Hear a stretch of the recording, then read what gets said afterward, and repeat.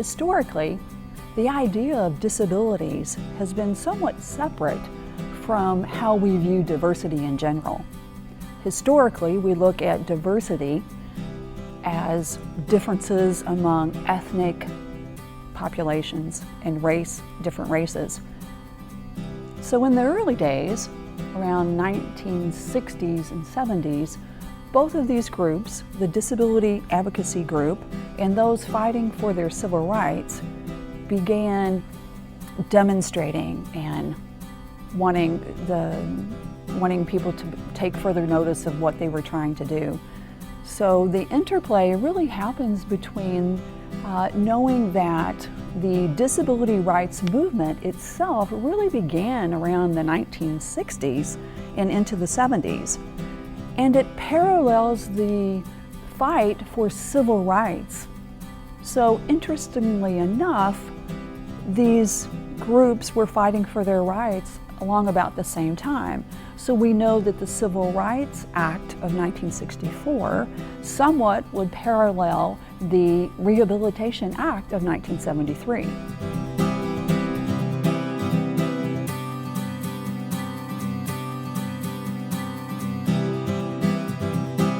Again, let's look at this historically. Individuals with disabilities have been viewed in a medical model, which means they are looked at in a different way because of their disability. So because of a physical or a cognitive type of disability, they're seen less than other individuals. They seem more abnormal than the general population. They're seen as individuals with deficits. And if we look at them in that perspective, then the medical model would lead us to believe that they need to be fixed. So from a medical perspective, we would want to heal them. We would want to relieve them of whatever disability that they were encountering. What we find is that over the years, there's been a paradigm shift in the way we perceive individuals with disabilities. What this means is we're moving toward a healthier model, which is a social model. In this model, we look at an individual with a disability as a whole person, as a person who may be different from others, but they're not seen as a person with a deficit. They're seen as a person with a difference. In a social model, we also see where the person with a disability is maneuvering their way around society. So when they encounter physical barriers, that barrier presents itself as a problem that exists in the social arena, not with the person who has the disability. So for example, if I'm a wheelchair user and I come up to a structure and there's not a ramp allowing me to get in that building, then it's not per se reflective of me as having a deficit. It's more reflective of the environment and the social arena who has not built something that's accessible.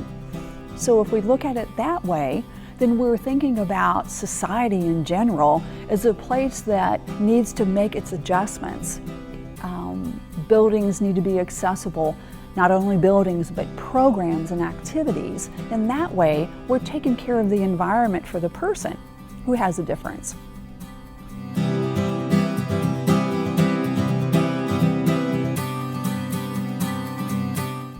If we viewed our persons with disabilities in a social model, we are then including them into the broader perspective of disability and even broader into diversity. So these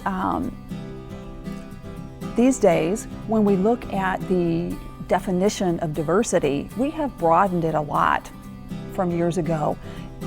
It includes individuals with disabilities in a different sort of way. Now they're seen as one of the smaller or minority groups in the larger landscape of diversity. And that is a healthier way of seeing people with disabilities. So again, if we look at them in a social model, then we're folding them into that larger landscape. And we've broadened our perspective of people with differences. The differences could be gender, could be race, could be ability. and so forth and so on.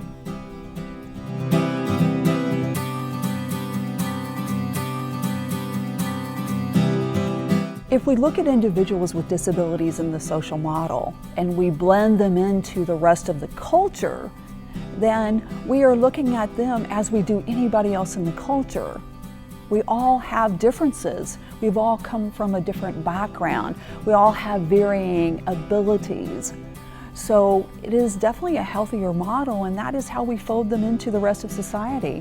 When we look at an individual with a disability, we no longer think that is someone who is less than or has something wrong with them per se, but we're looking at them as an individual first.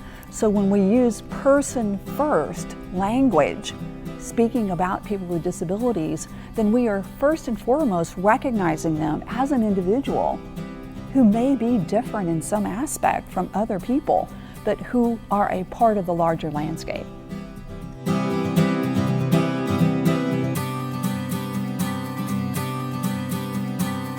When we start viewing people from a social model and we recognize differences amongst people, and those differences are not related to just having a disability, then we are actually changing our attitude about what we think about disabilities. For example, some people might view someone who's blind and say, oh, there is a blind individual. In a new model with a different perspective and attitude, we would say, hey, there's my friend Joe. And in our minds, we would see him as an individual, as a part of society, and not see him as a blind person. So this shift in thinking, this shift in model will help society just allow everyone to blend in as a part of the larger picture.